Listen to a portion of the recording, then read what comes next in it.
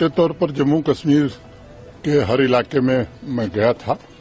पुंछ राजौरी नहीं आ सका था, इसलिए हम और चीफ सेक्रेटरी साहब और हमारे प्रशासन के अनेक वरिष्ठ अधिकारी हैं। मौके पर आकर के हमने अपनी आंखों से देखा है और उस दर्द को हमने महसूस किया है। जैसा मैंने पहले भी कहा कि मौत का कोई मुआवजा नहीं होता है, लेकिन अधिकतम आर्थिक सहायता जिन्होंने अपने परिजन खोए हैं उनको जितनी दी जा सकती थी वो सबको दे दी गई है। जो घायल थे उनको भी अनुमन्य सहायता राशि प्रदान कर दी गई है। ईश्वर की कृपा से घायलों में सभी लोग ठीक हैं। मैं ईश्वर से प्रार्थना करता हूं कि वो जल्दी से स्वस्थ हो जाएं।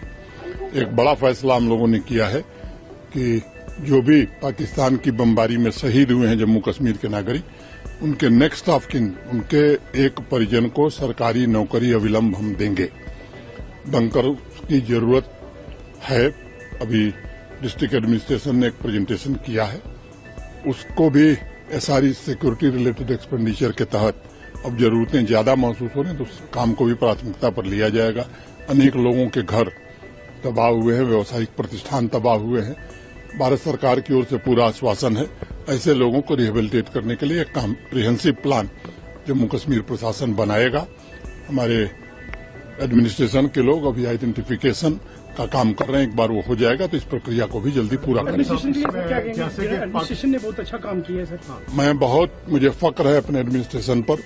एक तो राजकुमार थापा जैसे बहादुर अधिकारी ने शहादत दी लोगों की मदद करने में, और नीचे से लेकर के ऊपर तक के सभी अधिकारी मैं समझता हूं कि अपनी जान की परवाह किए बिना अवाम की खिदमत में सदैव डटे रहे। पूरे head Jammu Kashmir as a governor पहले भी 2-3 जगह कहा कि जो ऑपरेशन सिंदूर हुआ, वाकया जो पाकिस्तान ने एक ब्रूटल एक्ट किया था हमारे पहलगाम में, हमारे इनोसेंट लोग 26 लोगों को शहीद किया, उसके बाद ये वाकया एक बाजानिब था हिंदुस्तान की आर्मी की तरफ से कि पाकिस्तान को सबक सिखाया जाए और सबक सिखा भी दिया गया। जैसा 22 अप्रैल की घटना के बाद ही जो बैसरन घाटी में पहलगाम में हुई थी, भारत के माननीय प्रधानमंत्री जी ने कहा था कि आतंकवादियों और उनके आकाओं को ऐसा सबक मिलेगा जैसा वो सपने में नहीं सोचे होंगे। पूरा देश आज गौरवान्वित महसूस कर रहा है भारतीय सेनाओं पर, जिन्होंने बड़े ही सटीक ढंग से, संवेदनशील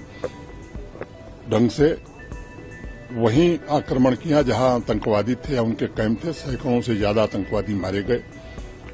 हमने, भारत की सेना ने आतंकवादियों को निशाना बनाया था, पाकिस्तान ने उसे अपने ऊपर आक्रमण मान करके निर्दोष नागरिकों को, धार्मिक प्रतिष्ठानों को, चाहे वो गुरुद्वारा हो, मंदिर हो, मस्जिद हो, ताकि समाज में विभेद पैदा हो, इस घृणित स्तर पर वो उतर आया, हमारे मिलिट्री इंस्टॉलेशंस पर उतर आया।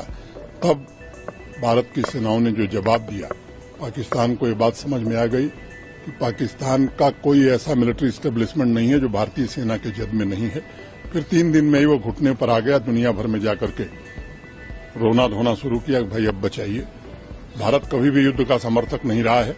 हमारा जो लक्ष्य था उस लक्ष्य को हमने प्राप्त किया है और मुझे लगता है कि पाकिस्तान को भी अभी याद होगा, क्योंकि अब की बार अगर उसने आतंकवादी हमला किया मुझे लगता है कि सबक इससे भी कड़ा और ज्यादा होगा। अगर आप ये वीडियो YouTube पर देख रहे हैं तो हमारे चैनल को सब्सक्राइब करें और बेल आइकन को दबाना ना भूलें। अगर आप Facebook पर ये वीडियो देख रहे हैं तो हमारे पेज को लाइक करें।